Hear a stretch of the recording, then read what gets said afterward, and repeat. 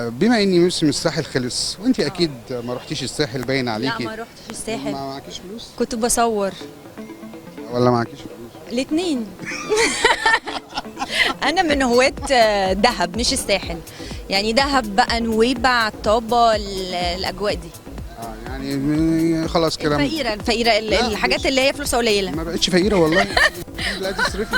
انت بتقول لي معكيش فلوس فقلت اعترف بقى، انا لسه ههزر واقول لك لسه. انا لا، هو عشان فلوسها قليله.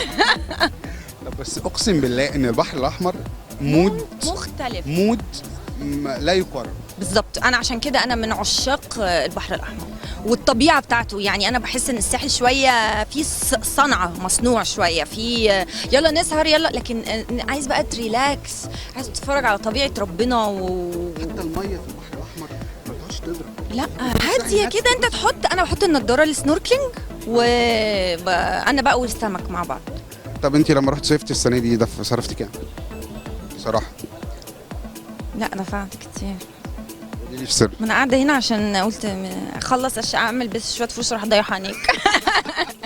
يعني انت لما رحتي دهب ولا نويبع صرفتي مثلا 10 15000 ولا اكتر؟ ما هو بص، ما هو انت بص، جمال مصر ايه بقى؟ ان انت تعرف تتبسط بال 20000 وتعرف تتبسط بال 200 جنيه. هتروح بيهم فين ازاي؟ رحتي فين طيب؟ ولا حاجه، بقعد في نونوز على البحر كده، اشرب قهوه ونسكافيه وانزل اخد غطس واطلع تاني ومني للبحر. يعني انت ما صرفتيش كلها قصه. لا الحمد لله يعني. بخيله. لا لا على فكره اتبسطي. ما هو انت المفروض تتبسطي باقل حاجه. ايوه ده حقيقي. هو فكره المهم ان انت تتبسط ازاي، مش بكام. ده الفرق، انت تتبسط ومع مين. وانت ممكن تكون في احلى حته في الدنيا بس مش مبسوط. فالسعاده انت اللي بتصنعها. انت متجوزه ولا لسه ما اتجوزتيش؟ لسه متجوزه. طب مواصفات يعني دلوقتي والله كنت بعمل لقاء مع ملكه جمال مصر من يوم، بتقول لي انا عاوزه حد يكون معاه 30 مليون جنيه. انت عاوزه 30 مليون جنيه ولا 30000 ولا تبقي حد بتحبيه ومبسوطه معاه خالص؟ 30 مليون يكفوا؟ 30 مليون دول هيكفوا؟ حاسه ان هم ما بقوش كتير يعني. يعني انت كمان عاوزه 30 مليون ولا 40؟ بس اقول لك حاجه، 50 مليون. لا خلينا نتكلم بجد. الحياه، الشراكه دي، البيت والاسره والشراكه دي لا تقدر بمال. ممكن يكون معاه ملايين الدنيا بس انا مش سعيد انا مش سعيده معاه او هو مش سعيد معايا. انا بكلمك على المواصفات الماليه. يعني اكيد طبعا مش هتتجوزي واحد مثلا عادي في العمرانيه ولا محتاجه؟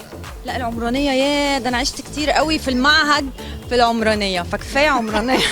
مش هقدر اقعد في العمرانيه. عايزه بيت صغير. بص انت خدت الحوار كله في حته. وهو اصلا مفيش اكتر منهم وانا عرسان. انا موقفها دلوقتي.